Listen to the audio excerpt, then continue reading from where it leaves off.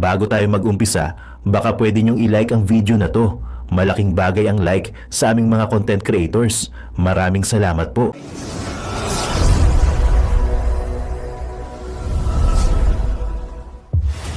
Matulahi wa barakatuh. Madayaw mayong adlaw kaninyong tanan. Magandang araw sa inyo lahat. Isang mapagpalang araw sa ating kabataang Pilipino. Araw-araw, nasasaksihan ninyo sa inyong mga screen ang mga pandaigdigang krisis, bagsak bangon na ekonomiya, at gulo sa politika sa mismong sandali na nangyayari ang mga ito. Nilulunod kayo ng ingay, magkakasalungat na naratibo at mga pangako na bihirang magkatotoo. Ang ingay na ito ang nagdala sa inyong henerasyon upang maging lubos na mapagmatyag, mapanuri, at laging nakabantay. Nako, tama. Oy, hindi ba ito fake news? Sinabi ba talaga ito ni Secretary Vince Dizon, ha? Nakakalungkot, nakakadismaya.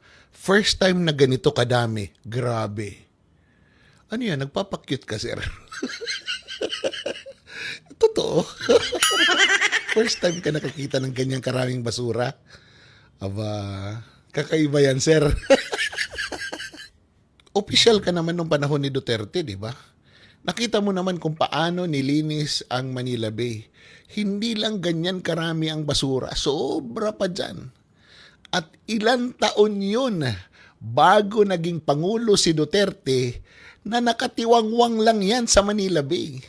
Tapos sasabihin mo ngayon ka lang nakakita ng ganyan. Sa Mars ka ba tumira? Kung totoong sinabi niya yan, ha? Talagang nakakaputang ina talaga yung sitwasyon natin ngayon. Opisyal na magyayabang na, wow, grabe. Ngayon lang ako nakakita ng ganung karaming basura. Ewan ko sa'yo. Oh, di ba? Nakakaputang ina! Delikado si Bunuan. Bakit? So yun nga mga banateros ay good news. Etong Korte Suprema ay pumalag kay Martin Romualdez at kay Bunuan. Siyempre, kasama na natin si Marcos Jr. Dahil ito nga si Mr. Bunuan, dating DPWH Secretary Bunuan, hindi po pinayagan ng Korte Suprema na maging state witness. So bakit siya magiging delikado? Kasi nga, baka pwede niyang ilaglag etong si Marcos Jr., Martin Romualdez dito sa maanumalyang flood control scam. Baka masaksihan na naman natin, baka matunghayan na naman natin ang mga nangyari katulad na lang ng nangyari kay Cabral. Malamang sa malamang etong si Bunuan ay may posibilidad talaga na ilaglag ito nila Martin Romualdez or may posibilidad na siya mismo ang manglaglag kay Martin Romualdez at kay Marcos Jr. dahil alam naman na natin na isa ito si Manuel Bunuan sa napakaraming alam na nakawan na nangyari sa mga budget dyan sa flood control dahil alam naman natin na dito dumadaan sa kanya yung mga pera na mga ninanakaw ng ilang mga kongresista, ilang mga senador at ilang mga kontraktor, alam ni Bunuan yan. Kaya may posibilidad talaga na maglaglagan itong mga to. Kaya sinasabi kong delikado si Bunuan, di ba? So mga banateros, mga kabiyaya, good news lang kasi at mukhang maganda nga itong desisyon ng Korte Suprema na hindi gawing state witness si Bunuan. Talagang weirdo rin naman talaga, di ba? Kasi isipin nyo maigi, isa ka sa mga tinuturing ulo or katawan ng korupsyon, nakawan na nangyari sa gobyerno, tapos magiging state witness kang hayop ka. 'Di ba? Ang pangit naman nun. So napaka-goods po ito, ang ganda po nitong desisyon ng Korte Suprema. At yun nga, ang aabangan natin dito ay yung laglagan ng dalawang panig. Panig ni Bunuan at panig ng magpinsang Marcos. So talagang kabang-abang to, no? Suka ko sa'yo, alam mo, Bunuan, suka ko sa'yo, ilaglag mo na ang dapat mong ilaglag. Nakaalis ka na kasi ng bansa, umuwi ka pa eh. Hindi mo ginaya si Saldi ko, di ba? So kung ako sa'yo, ilaglag mo na hanggat hindi ka pa inuunahan. Dalawa lang patutunguhan mo, pwedeng mangyari sa'yo yung kay Cabral or pwedeng mangyari sa'yo ay makulong. Ilalaglag ka ng mga yan kasi alam nila na isa ka sa mga alas, isa ka sa mga may hawak na ebidensya na magdidiin sa kanila at may panibago na naman silang poproblemahin. Kaya bago pa lang ikaw nilang problemahin ay baka unahan ka ng mga yan. Lalo ngayon, hindi ka magiging state witness. Kaya delikado ka din talaga dyan. Kaya ako sa'yo, Bunuan, kung ano man yung mga nalalaman mo, ilabas mo na. Kasi kapag naunahan ka ng dalawa, yari ka. Tama, ilabas mo na, Bonoan. Pero kahit hindi mo ilalabas yan, wala nang mangyayari sa'yo. Unang-una, matanda ka na. Pangalawa, ayan, no? Bonoan Subiri was Senate contact for 24 billion DPWH Leadership Fund. Ayan. Oh. 24 billion, ha? Si Subiri daw ang contact. Grabe si Subiri, no? Ito po si Bongbong Marcos, magsasalita siya dito mga ka-reaction. At alam nyo naman kung ano sasabihin niya dito. O, pagka natin. Manggagaling sa kanyang bibig mismo na first time mangyari sa Pilipinas to. Ang nangyayari sa ating bayan sa pagbahay, first time daw sa Pilipinas nangyari. Yan po yung mismo sinabi ni Bangag. Ito, pagkinggan po natin. First time na nangyari rito, 3 days ago, napuno. Inamin niya na first time daw pong nangyari sa Pilipinas ang nangyayari ngayon. Ganyan po kalupit si Bangag. First time na nangyari rito, 3 days ago, napuno itong Parañaque. Dito sa Parañaque nangyari ito eh. Dati hindi nangyayari yan eh. Pero dahil una-una, madaming basura, nasira pa yung trash trap. Tapos ang dami talagang bumagsak na tubig. Yung bumagsak na tubig in the last week is the equivalent of 1 month's rainfall. Almost 1 meter. Almost 1 meter. Kaya tayo nakakaganto, nagka-problema tayo ng ganito. Anyway, you see the problem for yourself. Alright, thank you. Grabe. Inamin po ni Bangag na first time nangyari. O, di ba? Day 14 ng trial ng impeachment ni Sara Yun, Duterte. day 14. Anong nangyari? Pag-usapan po natin to. Actually, kagaya nyo, ako rin po ay tinatamad na sa panoorin itong impeachment na ito. Sapagkat sa umpisa pa lang, actually bago pa mag-umpisa yung tanungan, alam mo na kung ano yung magiging kakahinatnan nito. Because itong testimonya ng kanilang testigo sa kasalukuyan ay halos pareho din lang ng previous testimony. They were supposed to identify certain documents at kagaya nga ng dati, inaangguluhan yung mga tanong para ipakita na may mga kamalian na ginawa yung si VP Sara Duterte. At basically, most of the documents at the facts that they have stated ng prosecution o tinatry na angguluhan ay mga bagay na alam na ng mga tao. Yung attempt nila na angguluhan ito, mabuti nila, mabilis din pumikap itong si presiding officer, Chis Escudero, at na-redirect niya yung usapan. Sabi ko nga, lumalabas yung pagiging abogado ni Chis Escudero. Kasi agad niyang na-pick up yung pag-aangulo na ito tungkol doon sa mga resibo, mga ARs, yung tungkol lalo dito doon sa mga nung in-identify yung mga submitted activities ng Office of the Vice President. At sinasabi ni Attorney Lorne Capunan na baka daw mga confidential daw siguro yung mga pamimigay ng bigas, pamimigay ng supply, at kung ano pang mga activities. And then Senator Chis Escudero clarified this to the witness na yung sinasabi na yun na activities, ito yung mga aktibidades na ginawa ng Vice Presidente na naging posible dahil naggawa sila ng previous surveillance. At nangyari ito na successful because of the previous surveillance activities na naging ligtas yung Vice Presidente.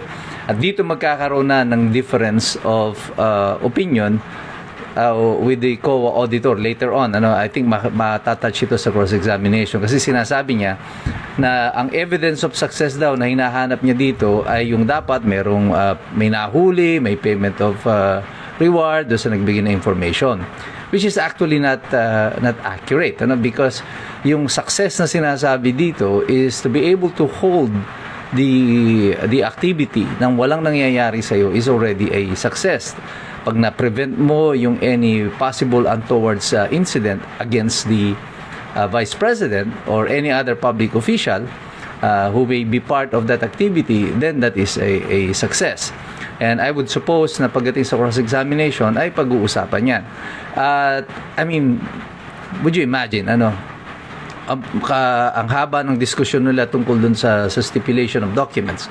At ano po yung stipulation na yun? Stipulation po ay yung pagpayag ng depensa doon sa proposal ng prosecution na itong mga dokumento na hawak nila at ipapakita doon sa testigo are genuine documents. At syempre, kung ako yung depensa, hindi naman ako mag-i-stipulate ng lump sum doon sa 10,000 mga dokumento.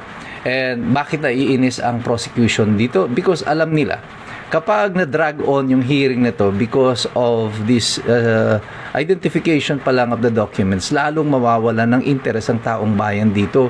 Napaka-boring na nga ng hearing, tapos gugugulin mo pa ito sa pag-identify ng mga documents, lalong magiging boring. Very telling po dito is the fact that as of today, wala pa silang naipipresent ang ebidensya na yung pera nga na sinasabi na galing sa confidential fund ay ninakaw. As a matter of fact, napaamin din ang witness kanina na yung kanilang mga notice of disallowance is still not yet final.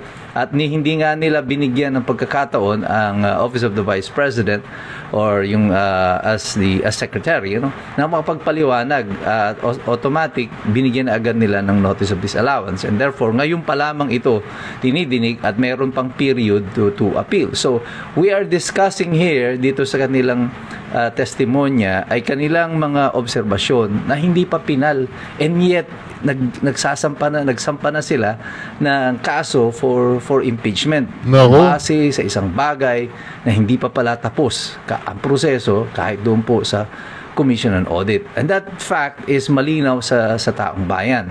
Kanya po patuloy na nawawala ng interes. Paano ko nasabing nawawala ng interes? Alam niyo, pinapanood ko kanina, hindi yung tanungan Tinignan ko yung viewership up to the end. At ang pinaka mataas yata niyang reaction was about 7,000. Mga 1,000 na mga comments. That is very low for a national event. That will be translating, usually yung reaction is about 10% of the viewership. So, probably wala pang 100,000 yung nanonood nito. Out of the population of 110 million, you've got 70,000. O probably, let's make a rounded off siguro na estimate dito. 100,000 ang nanonood. In terms of viewership at saka propaganda-wise, I think this is a lost cause. The only hope of the prosecution here is to be able to generate enough public interest in these hearings na para doon sa mata ng publiko na nanunood ay masisiraan nila si Sara Duterte at mawalan siya ng kredibilidad. And I think in that PR side, the prosecution is failing. And evidence-wise, the prosecution is still failing. Because hanggang ngayon, day 14 na tayo, after 350 million pesos na naggastos dito sa impeachment, ito pa rin tayo. We will be spending more of this, ang identification ng mga documents na hindi naman babasahin ng mga senator judges, na hindi naman pagtsatsagaan panuorin pa ng mga taong bayan. And we are spending 25 million pesos for this. Sa gitna ng maraming mga problema ng bayan, sa pagbaha, sa mga nasira ng mga bahay, mga nawalang hanap buhay, libo-libong mga sasakyan, at mga oportunidad para sa lahat. Halos ngayon, yung mga nagibaan ng bahay, walang makain, malalaman natin na gumagastos tayo ng 25 million pesos para dito sa mga ganitong klase ng investigasyon. Magkaka-interes ba ang taong bayan dito? Ako tingin ko, definitely not. Anong epekto nito? It's the prosecution's loss. If the public loses interest in this impeachment proceedings. Ako nga lamang po, alam nyo, kung hindi lang ako nakagawian ko na o na parang naging obligasyon ko na nga ito sa inyo na magbigay ng summary of what happened in the impeachment proceedings. Hindi ko po talaga siya pagtsatsagaan na panuorin kasi umpisa pa lamang alam mo na agad kung ano ang ending nito. But nonetheless, we continue na pinagtsatsagaan natin na panuorin ito, tignan kung anong nangyayari. But ikayo po ang pinal na magdidesisyon nito. And I think majority of the people who are not watching, yung mga hindi nanunood, as a matter of fact, mapapansin ko na actually mas marami pang nanunood dito sa mga vlogs ang ginagawa natin kaysa doon sa nanunood sa actual na impeachment hearing. That shows you kung nasaan ang interest ng taong bayan dito. Because tayong mga Pilipino ngayon, sa lahat ng pinagdaanan natin before at pinagdadaanan natin ngayon, natuto na tayo at natututo na tayong mag-isip para sa ating mga sarili. Sapagkat patuloy tayong nakikilahok, patuloy tayong nagmamasid, patuloy tayong nag-aaral. Sapagkat alam nating lahat, mahirap makialam ang taong walang alam. God bless you, God bless us all. Mabuhay ang Republika ng Pilipinas. We are the resistance. Day 14 ng trial ng impeachment ni Sara Duterte. Anong nangyari? Pag-usapan po natin to. Nako, dito mga kareaksyon, hihingi ng tao ditong si Kapunan dahil mga kareaksyon, sa sobrang tanda na niya, wala nang respeto sa kanyang kapwa-abogada at talagang ininsulto po niya si Atty. Ferrer. Gusto raw niyang paluin, spanking, sabi niya, grabe naman tong si Kapunan. Grabe ka ma'am, ang tanda-tanda mo na, hindi mo pala grabe ka. Continue with your testimony. You Pakinggan are po under natin, ha? cross-examination by the counsel for the respondent. Yes po, Your Honor. Nakakain na po kayo, ma'am? Opo, Your Honor. Thank you, ma'am. Attorney Christine, are you ready? Yes, Your Honor. You may proceed, ma'am, with the continuation of your Ito, cross-examination. nakakantok Your pero... Honor, we have a few manifestations, Your Honor. Please. A few minutes of? Few manifestations lang po, Your Honor. Yes, ma'am, you may do so. Actually, Your Honor, we would like to ask this court to not allow side comments like, I was about to spank her, yung mga... I was about to lecture her kasi yung mga ganun ho, Your Honor. Wala ho yung lugar dito sa courtroom because we are all lawyers here, we are all professionals. Igalang naman ho natin yung kapwa natin na lawyer. Kung halimbawa, at kagaya nito, mas matanda ho sa akin si Atty. Kapunan. Tama, matanda na yan. She has more years of experience. She has 48 years, I have 15. We should learn to respect each other and refrain from making side comments, Your Honor. And that was captured by the media po. So, that is our request, Your Honor, to just, remind the counsel not to make those kinds of remarks. Thank you.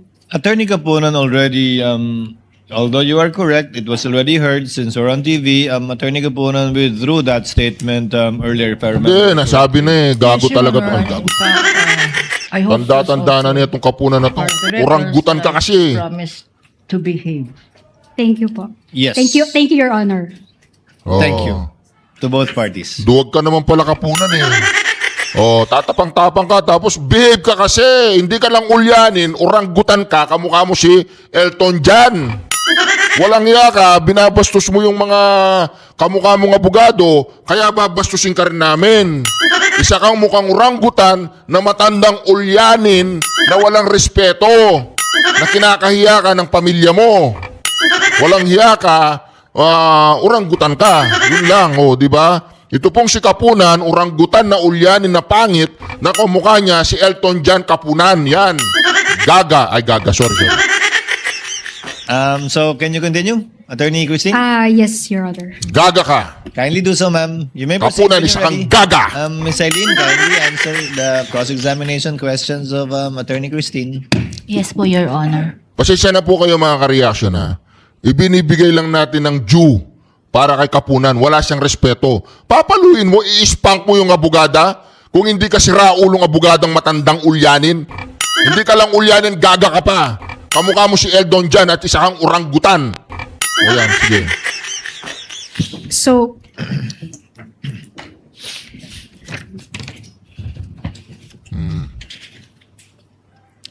Nako, ito po ang patuloy na galit ng mga taga Bulacan kasi sila po ay parang nakatira na para silang mga Badyaw, yung alam mo sa Badyaw, ano nila yun eh, nature nila yung kaya nilang mabuhay sa gitna ng dagat.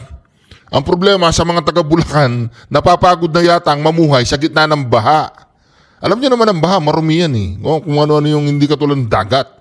Ngayon, parang natatakot na yata pumunta si Bongbong Marcos sa Bulacan o yung mga tao mismo doon declare na siya na tuloy-tuloy na persona non grata, sinusuka na siya ng mga taga Bulacan, galit na talaga yung mga taga Bulacan kay Bongbong Marcos. Mga karyaso, naiintindihan po natin yung mga taga Bulacan eh, no? O, pakinggan po natin ulit to ha, galit na galit po talaga mga karya. Wala po tayong magagawa doon. Nagsisisihan umano ngayon ng ilang biktima ng malawakang pagbaha dyan sa lalawigan ng Bulacan na ibinoto nila si Pangulong Marcos Jr. Noong nakaraang eleksyon, malaki ang kanilang pag-asa na bubuti ang kanilang pamumuhay sa ilalim ng Marcos Jr. administration, pero kabaligtaran ito dahil mas mahirap ang kanilang sitwasyon ngayon. Hindi naman naiwasan na ikumpara ng ilang biktima ng mga pagbaha ang kasulukuyang administrasyon sa Duterte administration na totoong nagmamalasakit sa mga Pilipino sa panahon ng kalamidad. Report mula kay Hearted Molina. Sa gitna ng malawak na pagbaha sa ilang bahagi ng Bulacan, Bago po natin ituloy yan sa gitna ng bagbaha sa Bulacan, meron pong bagong sinabi dito si VP Sara, pakinggan po natin. Ako, ang mga kabataan ang lalabas para kunin muli ang kapangyarihan na ninakaw o kinukuha o talagang tayo po ay nabibilanggo sa mga magnanakaw. Eto po, magsasalita po si VP Sara. Pakinggan natin. Mga kabataan, gising! Makinig kayo kay VP Sara. Gising! Kabataan, gising! Kabataan, gising! Mga kababayan, Assalamualaikum warahmatullahi wabarakatuh. Madayaw mayong adlaw kaninyong tanan. Magandang araw sa inyo lahat. Isang mapagpalang araw sa ating kabataang Pilipino.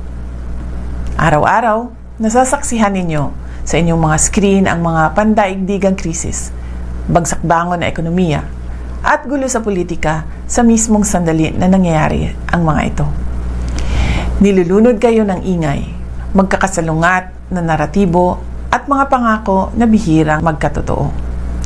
Ang ingay na ito ang nagdala sa inyong henerasyon upang maging lubos na mapagmatyag, mapanuri, at laging nakabantay. Nako, tama. Ngayong International Youth Day, kinikilala natin ang temang Different Contexts, Common Aspirations. Magkakaiba man ang inyong kinakaharap na realidad, iisa ang inyong mithiin. Ang disenteng trabaho, dekalidad na edukasyon, at marangal na pamumuhay. Hinahangaan ko ang inyong pagbuo ng mga praktikal at malikhaing solusyon kagaya ng inyong inisyatiba para labanan ang climate change. Hindi kayo naghihintay na ayusin ng isang sirang sistema ang sarili nito. Gumagawa kayo ng sarili ninyong espasyo upang humingi ng pananagutan. Our job is to ensure you have the security and opportunities to build the nation you deserve. Your role is not just to inherit the future, but to defend the truth of the present. Patuloy ninyong gamitin ang inyong boses at manindigan. Ang inyong pagiging mapagmatyag ay isang mahalagang sandigan ng ating demokrasya. Sa ating mga kabataan, mga kababayan, mahalin natin ang Pilipinas. Ibalik natin ang tapang at malasakit. Ang lahat ng ating ginagawa ay para sa Diyos, sa bayan, at sa bawat pamilyang Pilipino. Syukran. Dapat talaga yung mga kabataan, gumising na kayo. Gumising na. Kasi ang pinaglalaban namin ngayon ay para sa kinabukasan ninyo. Sir, marami po nagtatanong dahil kanina napaamin po yung naging witness, ikapitong witness po sa nagpapatuloy po na impeachment trial na on appeal pa ang OVP sa Mother Commission, sa Mother Commission on Audit, doon po sa notice of disallowance. Tapos, bakit raw diniretso sa impeachment, on appeal pa, wala pa namang sinabi yung Mother COA mismo. Dean, anong tingin mo doon, sir? Magandang small victory yan on the part of the defense. Magandang point yan kasi later, pag nagkaroon na ng summation yan, sasabihin ng defense na falsus in uno, falsus in unibus, no? So, kung may mali dito, mali doon, baka mali lahat itong accusation na ito. At para tulungan tayo na himayin ang Day 14 na impeachment trial, makakasama natin si Attorney Amado Valdez, isang constitutional law expert, dating din ng College of Law ng University of the East. Attorney, magandang gabi. Admar at MJ po ang inyong makakasama dito sa SMNI. Maraming salamat sa inyong oras. Good evening, sir. Magandang gabi sa inyong dalawa, MJ, Admar. Opo. Attorney, si Admar po ito. Dito po sa Day 14 ng impeachment trial kay Vice President Sara Duterte, naging malinaw po ba, lalo na po sa pagpepresenta ng prosekusyon, pagtatanong ng prosekusyon doon sa witness po, na merong nagawang mali na maituturing na impeachable offense ang Vice President po, Attorney? Well, premature pa sigurong sabihin yan, Admar ba? Admar? Opo, Attorney. Yes, sir. Premature kasi kung sa maliwanag na presentation, maliwanag naman yung presentation. Pero kung whether they were able to establish yung guilt, depende yan sa ebidensya rin na lalabas on the part of the defense. At saka depende sa evaluation ng mga judges, kaya still premature. Ang importante siguro dito ay naintindihan nating lahat kung ano ang ginagawa nila. Mukhang dito sa bandang huli mas klaro na ang exchanges ng mga lawyers. Doon sa earlier part, mas marami yung mga debate. Pero dito sa later part, mukhang mas mahinahon ng mga lawyers. Oh, di ba? Doon sa both sides, defense at saka prosecution. Opo. Attorney, aminado po ang witness kanina na si Del Campo na diretso na siya after niyang mag-audit, naglabas siya ng audit observation memorandum, tapos hindi na siya dumaan sa notice of suspension, diretso na siya sa notice of disallowance dahil nang malaman niya na meron na daw paglilipat ng pondo na nakita daw niya na illegal, improper at violation daw sa Joint Memorandum Circular number 15, hindi na siya dumaan sa notice of suspension, inamin po niya at diretso na sa notice of disallowance. Ito po ba ay maituturing na parte ng due process? Pwede bang lumaktaw dito? Kasi inamin niya na hindi na pinaliwanag at binigyan na agad ng 6 na buwan para umapila rito. In fact, hanggang sa kasalukuyan saklaw pa ng 6 na buwan ngayon. So kumbaga wala pa talaga silang pinal na observation or report or rekomendasyon ukol nga po dito sa confidential fund po ng pangalawang Pangulo. Well, judgment call kasi ng mga auditors yan eh. Kung ano man ang pagkukulang nila, it will be an administrative offense. So kung mayroong suspension, hindi naman nangangahulugan na wala ng pagkakataon ng respondent o yung ino-audit na mag-submit ng additional evidence.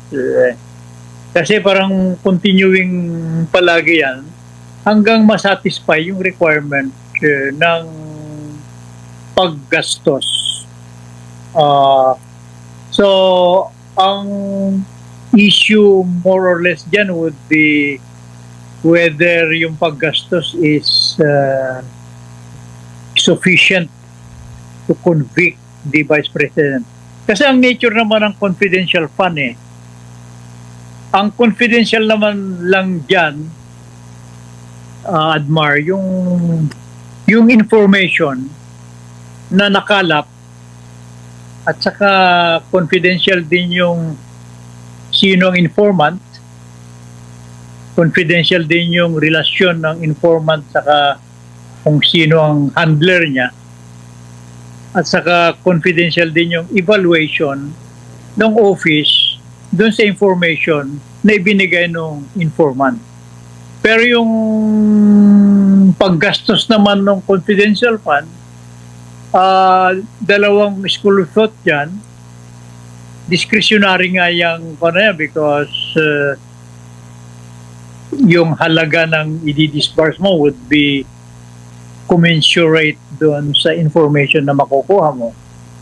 So, maaring sa tingin natin malaki, pero critical naman yung information that would lead to something that will prevent a bigger catastrophe or damage o a bigger na perwisyo sa bayan.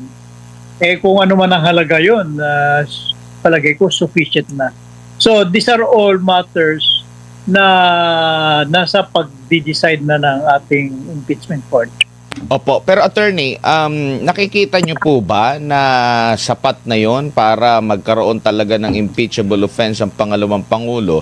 Non-going pa pala ang proseso doon sa tinatawag na due process sa pag-comply doon sa mga hinihingi ng COA po, attorney. Yung paghingi kasi ng COA, sa tingin ko whether there is some kind of lapses on the part of the Office of the Vice President or in the part of the COA, ito yung small issue yan. Kung yun lang ang pagdidibatihan, bakit pa tayo nagpunta ng impeachment? Di ba? Ang issue talaga dyan is was there a prudence dun sa paggastos dun sa sinasabing confidential fund? Yung bang ginamit mo, gumamit ka ng missile kung pwede mo namang gamitan ng rifle. So these are a judgment call on the part of the Senate. Alright, mga kareaksyon, itutuloy po natin yung mga reaksyon dito muna tayo kay Atty. Topacio. Gusto nilang palabasin na may improvement daw sa flood control sa NCR. Yun. Improvement. Ikaw naman, oo. Grabe naman. Bihira naman. Ano yung big drawing? improvement? Ewan ko. Baka Kasi di ko nakita. Nanaginip sila ng gising. Nananaginip ng gising. Kasi ito, si Vince Dizon nananaginip ng gising. naman, yung mga dating bumabaha, hindi bumaha. Ang problema, yung dating hindi bumabaha, buha naman. Ay, wala rin. Kamote rin. Nag-exchange lang. KMU. Kamote may ulalo talaga. KMU. Mga tirada naman, Chairman, ano ba naman yan? Chairman Artes? Hindi, at saka iba yung sinasabi ni Artes at saka ni Dizon. Di ba magkaiba tinuturo pa nga sila? siya ni Dizon? Ikaw naman kasi hinarangan mo ng barrier eh. Hindi tuloy nakadalo yung Sinisi tubig. ka pa, Chairman? Nababad yung asfalto. Yan. Bitak-bitak. Oo. Kamoting Ay, ganon. kahoy. Oo. Paano Bago, yan? eto nakakatawa ko ha. Opo. Eto, pinagmalaki pa yung 11 mobile pumps daw. At isa daw sa mga bombang ito ay kayang magbomba ng 1.5 cubic meters ng tubig kada segundo.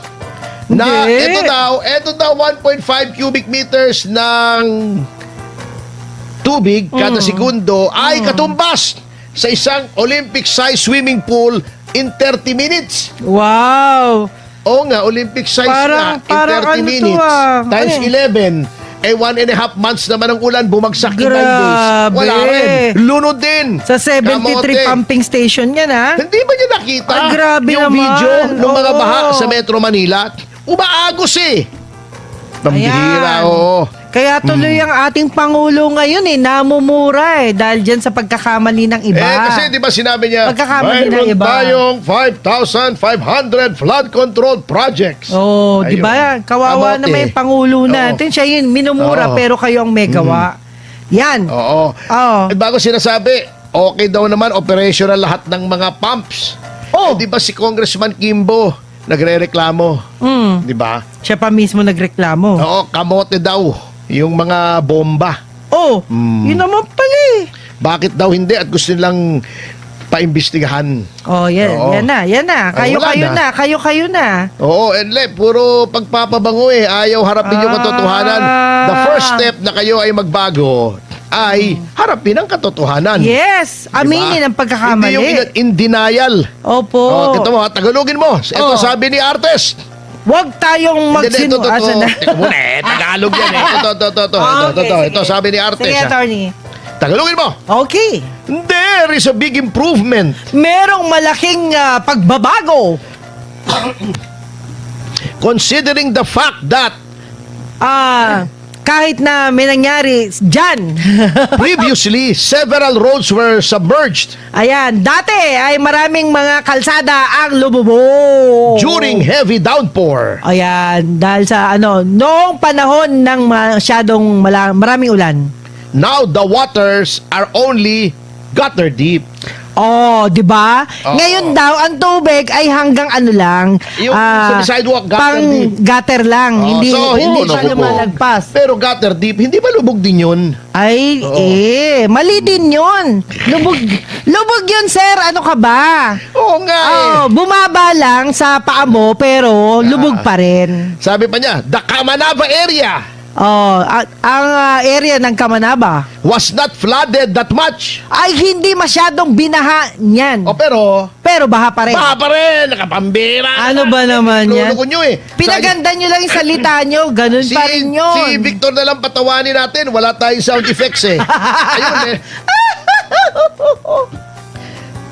Ayun niloloko tayo nitong si Artes talaga. Parang sinabi niya Boss, ayos Ayos. Oo. Anong ayos Ano doon? ba may cancer ka? Ayos, boss. Ayos. Yung cancer nyo, Ayusin ko mamaya. 90% na lang. Nabawasan namin ng 10%.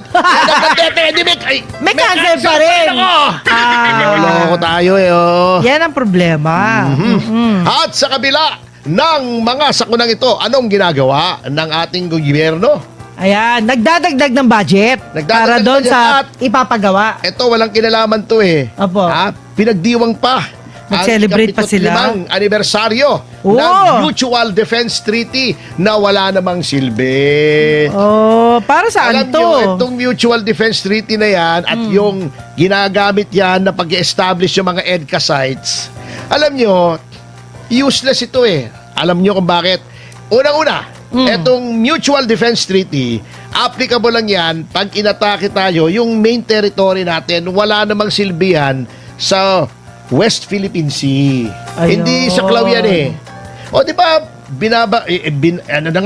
binobomba na nga tayo ng tubig, nilalaser yung pagmumuka. Pero attorney, ayoko ng away. Ayaw ko away. Hindi, paanong poprotektahan ang atin kung hindi ka makikipag-away? Pero pwede, peace man. Pinupukpok ka na nga sa ulo, peace man pa.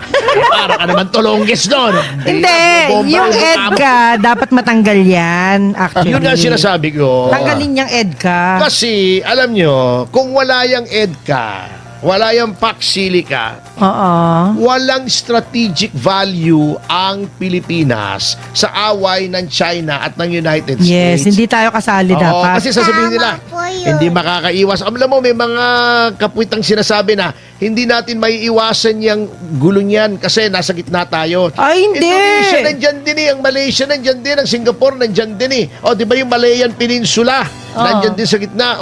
Bakit kayo sumasali? Hindi naman tayo kasali dyan. Hindi sila sumasali. Alam mo yung EDCA sites? Walang dahilan para invade tayo ng China. Kalokohan. Bakit tayo sasakupin ng China? Ano mapapala ng China sa atin? Wala. Konsumisyon. Puro baha. Abonado. Yan. Puro abono. Totoo. Truth yan. Yes. Tama po. Ang Taiwan, gusto nilang kunin kasi ang kanilang polisiya, ang Taiwan has always been part of China. Yon. Agree tayo kay hindi natin mababago yung policy nyo. Ama naming Diyos na makapangyarihan sa lahat, salamat po sa iyong pagmamahal na hindi nagmamaliw. Sa gitna ng kaguluhan sa aming bansa, turuan niyo po kaming magtiwala sa iyong hustisya at hindi sa hustisya ng tao. Linisin niyo po ang aming mga puso at ituro niyo po ang tamang daan ng katotohanan at pag-ibig. Tulungan niyo po kaming maging ilaw sa gitna ng dilim at ipakita sa mundo na may pag-asa pa sa pangalan ng aming Panginoon Hesus. Salamat po sa pag-ibig po ninyo at salamat sa pagdinig ng aming mga panalangin at iligtas niyo po kami. Sa pangalawa po ninyong pagparito at patawarin po kami sa lahat ng aming mga pagkukulang at pagkakasala sapagkat ito po ang aming samutiling sa matamis na pangalan ng aming Panginoong Hesus. Amen. Sa lumang silid, mag-isa kang tahimik. Walang kamera, palakpak ay wala na. Ngunit sa bawat pader ng bayang iniwan mo, may pangalan mong di na mabubura.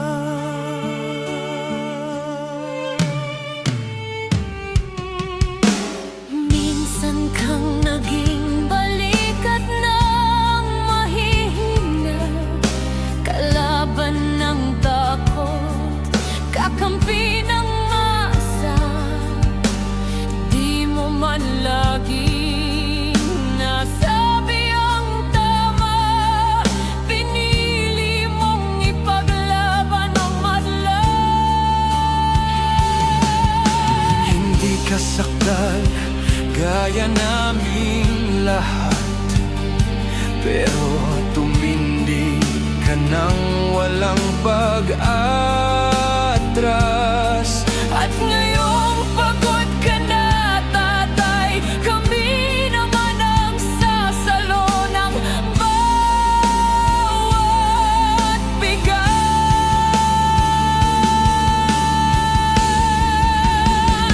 Hanggang sa dulo, ikaw ay mahal.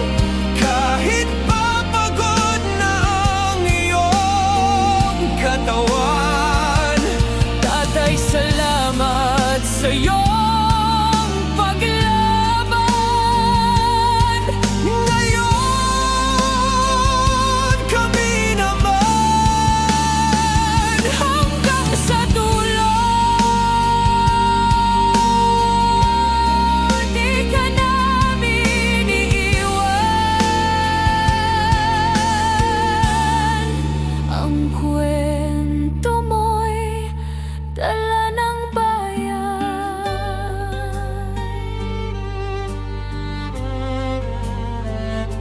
Tahimik ka na sa mga batikos, wala nang tugon, wala nang galit, pero sa mata ng mga maralita, naroon pa rin ang tapat mong alaala. Marami mang di nakaintindi, marami pa rin ang di nakakalimot.